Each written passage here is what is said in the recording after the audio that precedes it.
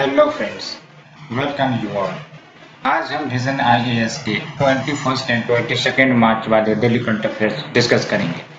काफ़ी important articles आज publish हुई हैं और प्रीलिम्स के जो समय है अब नज़दीक आ रहे हैं और ऐसे में आपको स्पेसिफिकली प्रीलिम्स के लिए फोकस करना है और जो करंट अफेयर्स अपडेट होते हैं, खासकर ये जो गवर्नमेंट के स्कीम्स हैं उनके ऊपर आपको ज़्यादा फोकस करने हैं, क्योंकि गवर्नमेंट स्कीम्स के अगर वेटेज की बात करें तो ईच ईयर प्रीलिम्स में मिनिमम आपके 8 to 10 क्वेश्चंस डायरेक्टली और इनडायरेक्टली स्कीम्स से होते हैं। वो आपके एग्रीकल्चरल स्कीम्स हो सकते हैं या फिर वुमेन रिलेटेड स्कीम्स हो सकते हैं या फिर कुछ आपके सोशल इंफ्रास्ट्रक्चर्स जैसे एजुकेशन के क्षेत्र में या फिर वाटर के क्षेत्र में। For example today is world water day, तो जो जल जीवन मिशन है वो चर्चा में रहा है। तो ऐसे स्कीम्स जो इम्पोर्टेंट है और जो हमारे द्वारा मिस कर दिए जाते हैं उन सब स्कीम्स को नहीं छोड़ने, क्योंकि वही सब स्कीम जो हम लोग मिस करते हैं यूपीएससी उन्हीं स्कीम्स को पिकअप करके क्वेश्चंस बनाती है। तो आज के सीरीज में हम जो पहले आर्टिकल डिस्कस करने वाले हैं वो है आयुष्मान भारत स्कीम के बारे में, क्योंकि the latest news is that Ayushman Bharat scheme achieves the target of 70,000 health and wellness centres. तो अगर हम बात करें आयुष्मान भारत की, तो अंडर द आयुष्मान भारत योजना 1.5 lakh health and wellness centres establish करने थे बाय 2022 दिसंबर, और इसमें अब लेटेस्ट डाटा के अनुसार 70,000 का जो टारगेट है वो कंप्लीट कर लिया गया है। और कहीं ना कहीं बोला जा रहा है we are ahead of time, क्योंकि आप देख सकते हो दिसंबर 2022 और अभी अप्रोक्स मार्च 2021 हुए हैं, तो approx we have more than 1 year, approx more than 1.5 year कह सकते हैं। और ये डाटा आपको थोड़ा रिमेंबर भी करके रखनी। कैसे? क्यों? बिकॉज मीन्स के जो आपके एग्जामिनेशंस वहाँ पर आपको हेल्थ से रिलेटेड कोई क्वेश्चंस आता है, तो इस प्रकार के फैक्ट एंड फाइंडिंग्स काफ़ी इंपॉर्टेंट हो गए। Even you can use in the conclusion और इंट्रोडक्शन। तो देख सकते हो till now about 41.35 crore people have assessed care in these Ayushman Bharat health and wellness centres, और जो 54% जो बेनिफिशियरीज रहे हैं उसमें वोमेन है। तो यहाँ फिर से आपको मेंस पॉइंट ऑफ व्यू से ये डाटा मिल जाती है, जहाँ पर आप इस स्कीम्स के जो रिजल्ट्स हैं यहाँ पर आपको रिफ्लेक्ट हो रही हैं।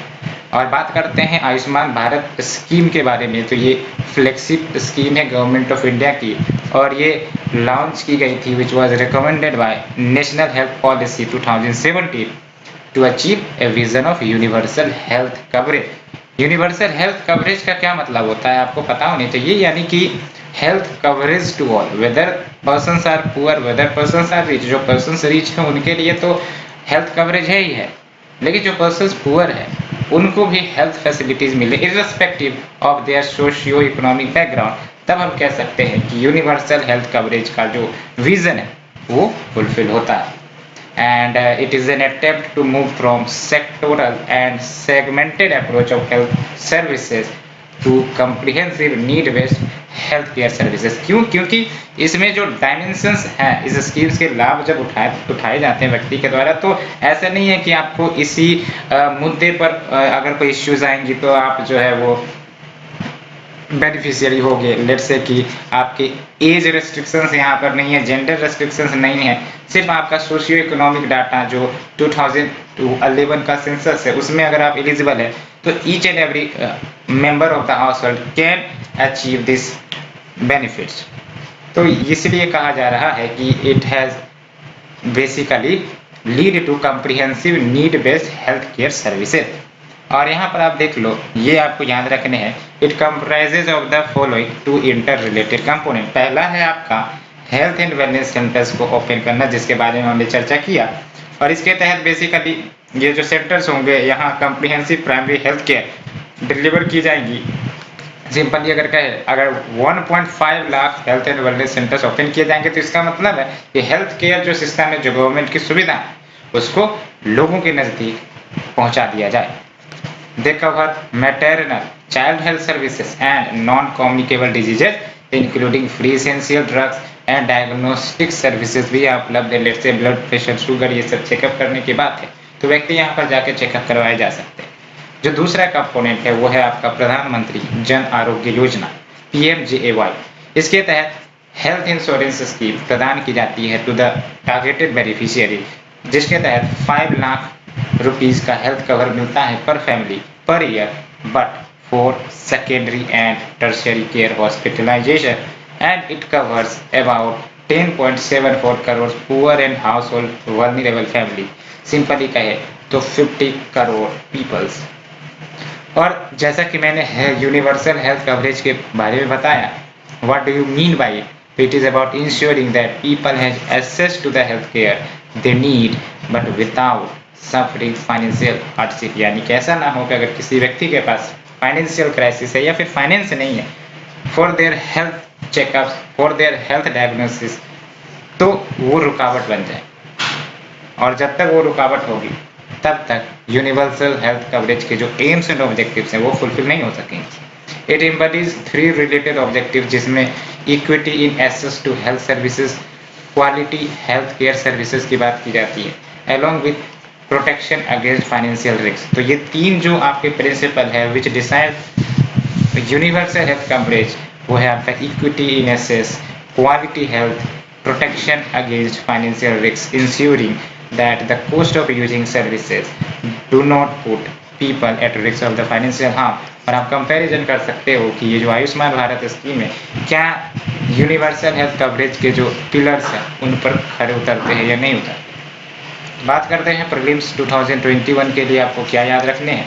तो इसके लिए सबसे पहली बात आपको याद ये रखनी है, आयुष्मान भारत ये जो आपका स्कीम है वो आप सेंट्रली स्पॉन्सर्ड स्कीम है, वो एक्सक्लूसिवली सेंट्रल गवर्नमेंट की नहीं है, स्टेट भी इसमें फंड कंट्रीब्यूट करते हैं। और इसमें ये भी याद रखना है ये जो 2 कंपोनेंट है हेल्थ एंड वेलनेस सेंटर और प्रधानमंत्री जन आरोग्य योजना, इसके 2 हेल्थ इंश्योरेंस स्कीम जो 5 लाख पर फैमिली पर ईयर, इसके बारे में आपको याद रखने हैं। 1.5 लाख जो आपके comprehensive primary health care centres खोलने की बात है ये याद रखनी है।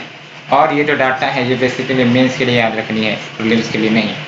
और यूनिवर्सल हेल्थ कवरेज का क्या मीनिंग होता है थोड़ा सा कम्प्रीहेंसिव है, मैं इसको समझ लें, क्योंकि कभी कभी यूनिवर्सल हेल्थ कवरेज के बारे में भी क्वेश्चन पूछे जा सकते हैं in the prelims as well. So let's move to the next article. It is about National Pharmaceutical Pricing Authority यानी कि NPPA brings 80+ medicines under price regulation. तो क्या डिसीजन और क्यों ये डिसीजन लिया गया है इसके बारे में चर्चा करेंगे। इससे पहले हम जानते हैं कि ये जो मेडिसिन मार्केट में अवेलेबल होती है, कुछ मेडिसिन ऐसे होती है वो काफ़ी ज़्यादा महंगे होते हैं जो कॉमन पीपल्स के एसेसेबल से बाहर होते हैं। तो उन्हीं सब मेडिसिन जो इसेंशियल तो हैं बट प्राइसेस काफ़ी ज़्यादा बियॉन्ड द रीच है। To make these medicine more affordable, ये जो आपका NPPA है उन्होंने डिसाइड किया है to regulate these as per provision of drug prices control order 2030। तो अगर हम बात करें NPPA की, इसके बारे में आपको जानना होगा। नेशनल फार्मास्यूटिकल प्राइसिंग अथॉरिटी ये इंडिपेंडेंट बॉडी है एक्सपर्ट्स की which comes under Ministry of Chemicals and Fertilizers for regulating medicine plant. सबसे पहली बात आपको 110% प्योरिटी के साथ याद होना चाहिए कि NPPA under Ministry of Chemicals and Fertilizers के अंतर्गत आती है, Ministry of Health and Family Welfare के अंतर्गत नहीं आती है। काफ़ी ज़्यादा क्लियरिटी इसमें रखना है। एंड बेसिकली ये जो आपका DPCO है यानी कि ड्रग्स प्राइस कंट्रोल ऑर्डर, ये इश्यू की गई थी ministry of Chemicals and Fertilizers के ही द्वारा under the Essential Commodities Act 1955 so as to regulate prices for essential and life saving medicines। तो अगर हम DPCO की बात करें तो ये simply market based pricing mechanism को फॉलो करते हैं, यानी कि based on the demand and supply whatever will be the price of the product will be decided by the market as well। लेकिन कहीं ना कहीं कभी कभी इनके प्राइसेस में बढ़ोतरी हो जाती है, तो ऐसे में स्थितियां ऐसी होती हैं कि जो लोगों को अवेलेबल नहीं हो पाती, तब जाके जो अथॉरिटी है वो इनको या इनके प्राइस को कंट्रोल करती है। तो जो सीलिंग प्राइस है, सीलिंग प्राइस यानी कि मैक्सिमम कैप जो प्राइस होगी प्रोडक्ट्स की, the ceiling price is worked out based on average price of all brands having at least 1% market share of the total market turnover of that plus A notional 16% retailers margin. वैसे ये technical बातें आपको याद रखने की ज़रूरत नहीं है, सिंपली आप ये याद रखो ये जो प्राइस कंट्रोल्स है वो एप्लीकेबल है शेड्यूल्ड ड्रग्स या फिर शेड्यूल्ड फॉर्मुलेशन। अब ये शेड्यूल्ड देख लो, शेड्यूल्स यानी क्या, those drugs which are in list, है ना, जैसे हम schedule 5 schedule 6 of the Constitution कहते थे, तो इसका मतलब वो एरिया के नाम या फिर रीजन के नाम उस शेड्यूल में मेंशन है। इसी प्रकार से जो शेड्यूल्ड ड्रग्स है इसका मतलब कुछ ड्रग्स के जो नाम होंगे वो लिस्टेड होंगे शेड्यूल 1 ऑफ द DPCO। तो देख सकते हैं यहाँ पर these price controls are applicable to scheduled drugs and scheduled formulations, यानी कि medicine which are listed out in schedule 1 of the DPCO। Separately Ministry of Health and Family Welfare ये भी अपनी national list of essential medicine निकालती, और ये जो आपकी मेडिसिन होती है deemed essential for the treatment of common condition and ultimately automatically comes under price control under DPCO. But under DPCO government के पास special powers है to bring any item of medical necessity under price control।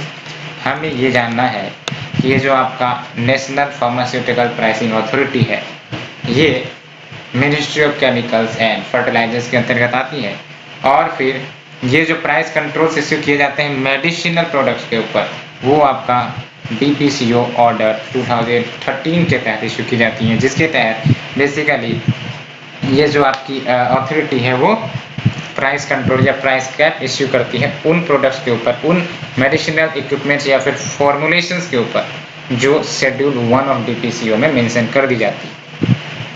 तो बात करते हैं prelims के लिए क्या याद रखनी है। तो प्रीलिम्स के लिए जो मैंने आपको बताया NPPA, इनके बारे में आपको याद रखना है, खासकर कौन सी मिनिस्ट्री के अंतर्गत आती है, क्या फंक्शंस ये परफॉर्म करती है, और फंक्शंस की बात करें तो ये आपको याद रखने हैं for regulation of medicine prices, और ये बेसिक आपको पता हो जाए तो आप अच्छे से आंसर पर आ सकते हो। The next news is about world happiness report 2021 release कर दी गई है सस्टेनेबल डेवलपमेंट सॉल्यूशन नेटवर्क के द्वारा, which is an arm of United nation. आपको भी पता है हाल ही में कल या फिर एक दिन पहले ये रिपोर्ट रिलीज की गई थी, और अगर हम बात करें इस वर्ल्ड हैप्पीनेस रिपोर्ट 2021 के बारे में, the basic thing you must know for the prelims point of view is that this is published by United nation agency called sustainable development solution network SDSN। और ये जो रिपोर्ट आई है world happiness report 2021 focuses on effects of COVID-19 on happiness and how countries have deferred in their success in reducing the death and maintaining connected and healthy society. तो इसमें basically outcome क्या है इस report में, तो आप देख सकते हो Finland has been rank the happiest country in the world, उसके बाद आपका आइसलैंड है, डेनमार्क है। और प्रीलिम्स पॉइंट ऑफ व्यू से आपको याद ये रखने हैं, आप मैप खोलिए और फिनलैंड का लोकेशन, आइलैंड का लोकेशन और डेनमार्क का लोकेशन, खासकर नॉर्वे, स्वीडन, फिनलैंड, ये तीन जो देश हैं इनके बॉर्डरिंग कंट्रीज और कुछ सराउंडिंग मार्जिनल वाटर बॉडीज कौन कौन से हैं इसके बारे में आप पता कर लें, सो दैट भविष्य में अगर क्वेश्चंस इन रीजन से पूछे जाते हैं UPSC के द्वारा तो आप उन लोकेशन को अच्छे से आइडेंटिफाई करके आंसर मार्क कर सकें।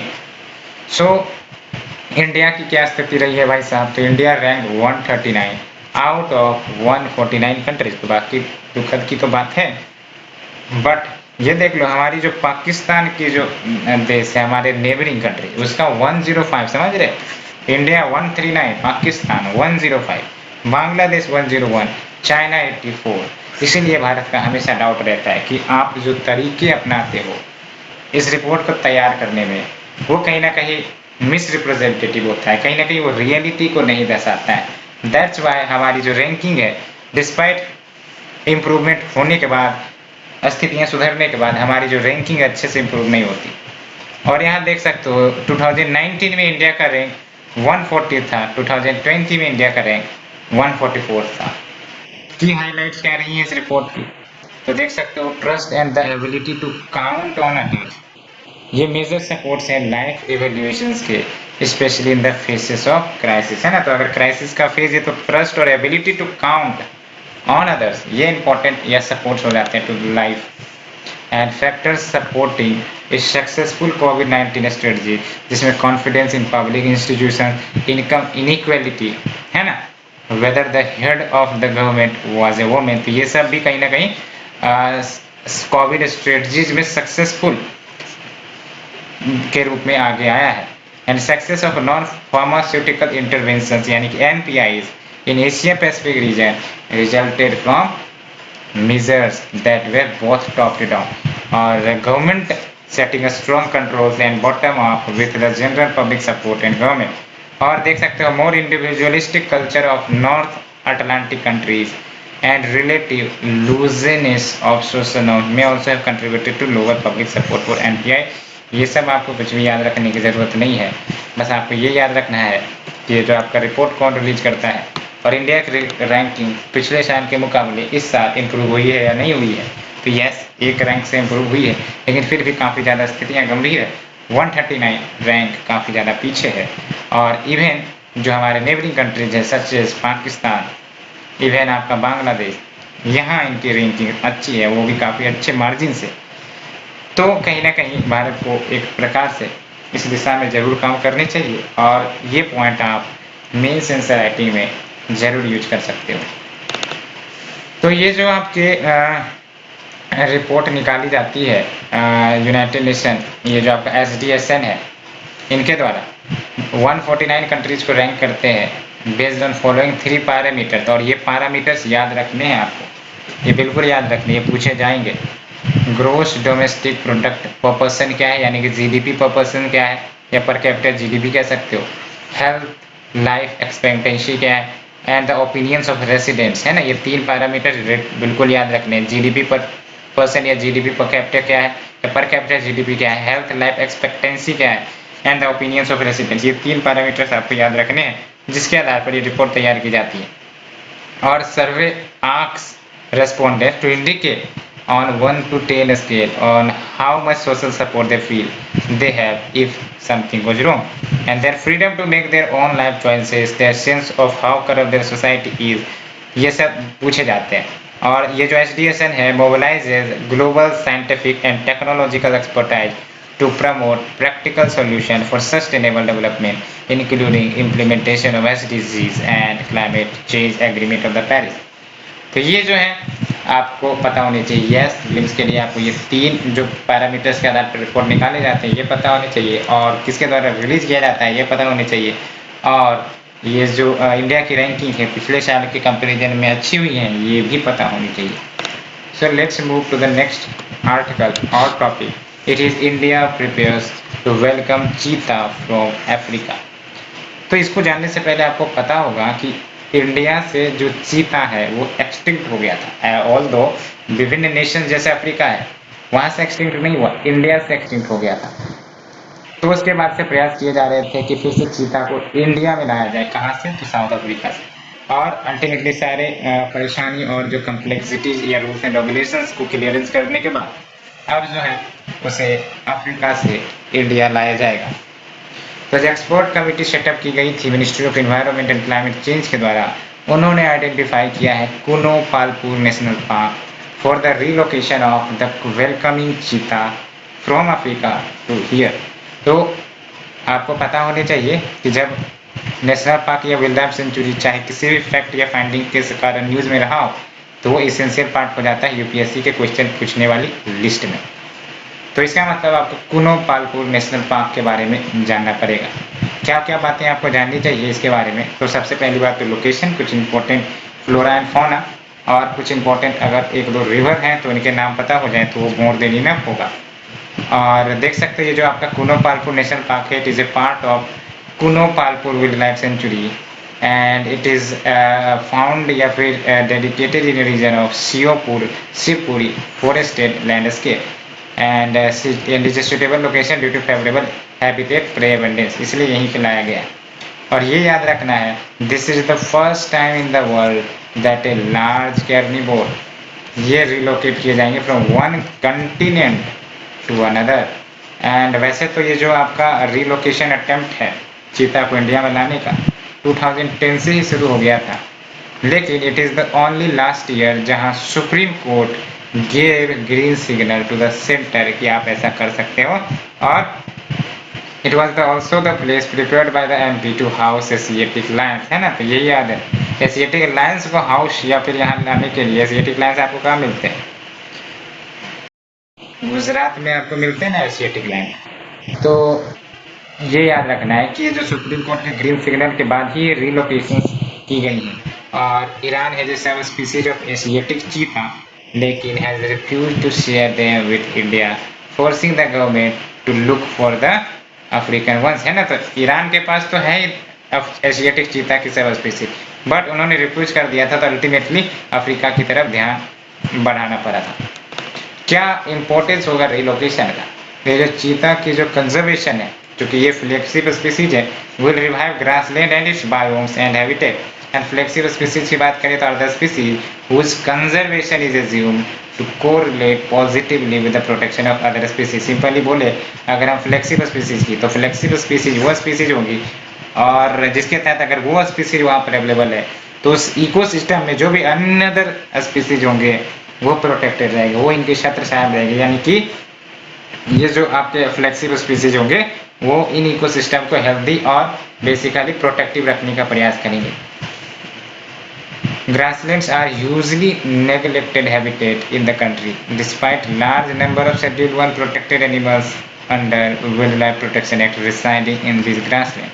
तो ग्रासलैंड की अगर कमी हो जाएगी तो कहीं ना कहीं फूड अवेलेबिलिटी की कमी हो जाएगी, तो कहीं ना कहीं ये जो एनिमल्स है, फौना है, उसको दिक्कतें आ सकती है फॉर देयर फूड। एंड ये देख लो 1952 में ही चीता को एक्सटिंक्ट डिक्लेयर कर दिया गया था। और आयुशियन स्टेटस अगर देखा जाए अफ्रीकन चीता का तो वल्नरेबल है, लेकिन एशियाटिक चीता का क्रिटिकली एंडेंजर है। ये फैक्ट आपको पूरे तरीके से याद होनी चाहिए, क्योंकि चीता भी न्यूज़ में है और कुनोपालपुर वाइल्ड सेंचुरी या नेशनल पार्क ये भी न्यूज़ में है, और ये इनकी आयुशियन स्टेटस क्या है ये भी देख लो। एशियाटिक चीता की क्रिटिकली एंडेंजर और अफ्रीकन चीता की वल्नरेबल। और ये याद रखना है, Asiatic cheetah is much stronger and faster than African cheetah. इस प्रकार के क्वेश्चन आजकल यूपीएससी पूछने लगी कि कौन फास्टर है ना। इस प्रकार से आपने आज 2020 के भी पेपर में देखा होगा। तो Asiatic cheetah is much stronger and faster than the African cheetah. और देख लो एशियाटिक चीता अराउंड 50 से 70 is only found in Iran, ये याद रखना है आपको, है ना।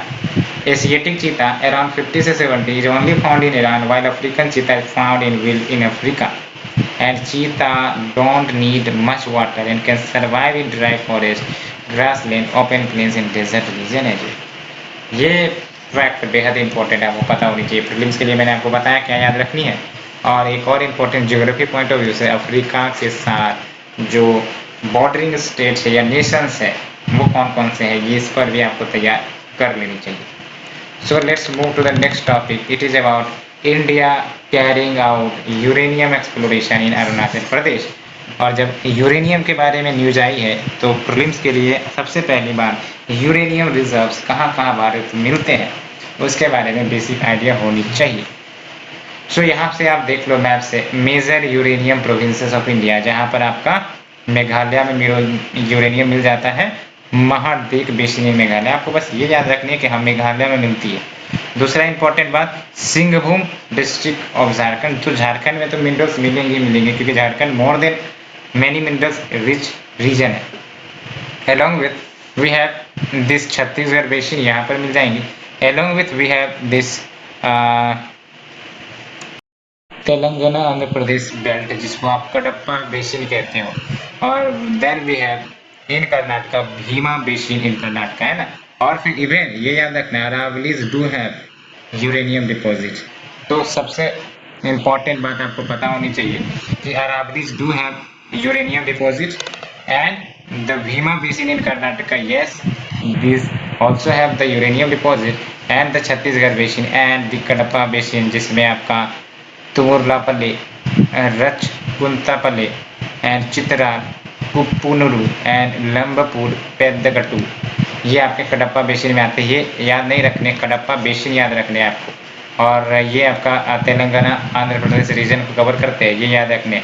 और ऑपरेटिंग माइंस जो हैं देख सकते हो, वो जादगुड़ा, भातिल, नारवा पहाड़, तुरामदी, और न्यू माइंस जो ओपन किए जाएंगे, बाजजता, बोंधु हरांग, मोहल्द, ये कुछ है। तो ये आपको पता होनी चाहिए, बेसिक आइडिया आपको, मतलब location wise on the map कि हाँ यहाँ हो सकते हैं। एक बार आपने देख लिया कि हाँ यहाँ है यहाँ अलोंग विथ हियर, तो बस पता हो जाएंगे। और यूरेनियम की बेसिक्स ये भी पता होनी चाहिए कि यूरेनियम हैवी मेटल है, यस। ऐसा अगर दे दिया जाए स्टेटमेंट में कि uranium is non metal that is heavy and occurs in most rocks in concentrations of 2 से 4% per million, तो आपका स्टेटमेंट गलत हो जाएगा। इसलिए ये क्लियर कट रखे, uranium is heavy metal that occurs in most rocks in concentrations of 2 से 4-5 per million and uranium also occurs in sea water as well। तो सबसे पहली बात तो यूरेनियम एक मेटल है, ये पता होनी चाहिए। अब आते हैं हम बेसिक न्यूज़ के बारे में। तो जो एटॉमिक मिनरल्स डायरेक्टोरेट है for exploration and research which comes under department of atomic energy, वो डिटेल्ड जियोलॉजिकल इन्वेस्टिगेशंस कंडक्ट कर रहे हैं अरुणाचल प्रदेश में। और ये जो मैंडेट है एडीएम का, यानी कि एटॉमिक मिनरल्स डायरेक्टोरेट, क्या है? To identify uranium resources that are required for atomic energy programme. तो बेसिक ऑब्जेक्टिव है इनकी, भारत में Uranium Corporation of India Limited, ये भी डिपार्टमेंट ऑफ एटॉमिक एनर्जी में आती हैं।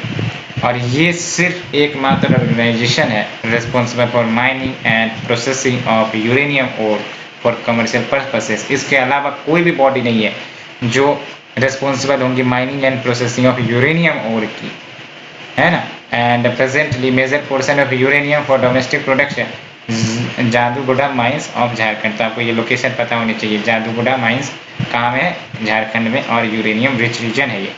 And also uranium is extracted from Tummalapalle mines, जो आंध्र प्रदेश में मिलती है। ये 2-3 लोकेशन आपको पता होनी चाहिए, जैसे तुमारलपल्ली आंध्र प्रदेश में है, जादूगोड़ा झारखंड में है। और फिर India also imports uranium from Kazakhstan, Canada, Russia. And uranium mined by UCIL, यानी कि Uranium Corporation of India Limited, वो वेपन्स के लिए यूज किए जाते हैं long civil nuclear programmes both. और लेकिन इम्पोर्टेड यूरेनियम जो होते हैं वो सिविल न्यूक्लियर एनर्जी पर्पसेस के लिए किए जाते हैं, बिकॉज वेरियस एग्रीमेंट्स भारत ने साइन कर रखे हैं कि अगर विदेशों से यूरेनियम मंगाए जाएंगे तो वो सिर्फ और सिर्फ सिविल न्यूक्लियर एनर्जी पर्पसेस के लिए। Why do we need uranium fuel for current nuclear plants? Domestic uranium is needed for plants which are not under International Atomic Energy Agency for future nuclear power capacity addition. और challenges हैं जैसे lack of technology, contamination of groundwater, low grade deposit in India, high extraction cost because of great depth. तो ये सब कुछ बातें हैं along with other challenges, but ये हमने बेसिक समझ लिया। इवन अरुणाचल प्रदेश में भी आपको यूरेनियम मिल जाते हैं, और ये जो रीजन से आपको पता होने चाहिए। साथ साथ आपको जो झारसुगुड़ा है झारखंड में, सिंहभूम है, वो सब में मिल जाते हैं, ये पता होनी चाहिए। Now comes with the shorter news, it is about Istanbul convention action against violence against women and domestic violence. तो ये जो सिंपली आपसे क्वेश्चन पूछा जाएगा, Istanbul convention recently seen in news is related to what? It is related against violence against women and domestic violence. ये याद रखनी, इस प्रकार से ही क्वेश्चन पूछे जाएंगे। Recently Turkey pulled out of its convention, है ना। तो तुर्की जो है इस कन्वेंशन से अपने आप को विद्रोह कर लिया है। सिंपली अगर इस्तानबुल कन्वेंशन की बात करें तो ह्यूमन राइट्स ट्रीटी जो prevent as well as combat करती है violence against women and domestic violence. और ये जो तैयार की गई थी, it was under auspicious of Council of Europe, ये भी याद रखना है, not under the auspice of United Nation, it is auspice of Council of Europe, जिसके तहत ये तैयार की गई थी।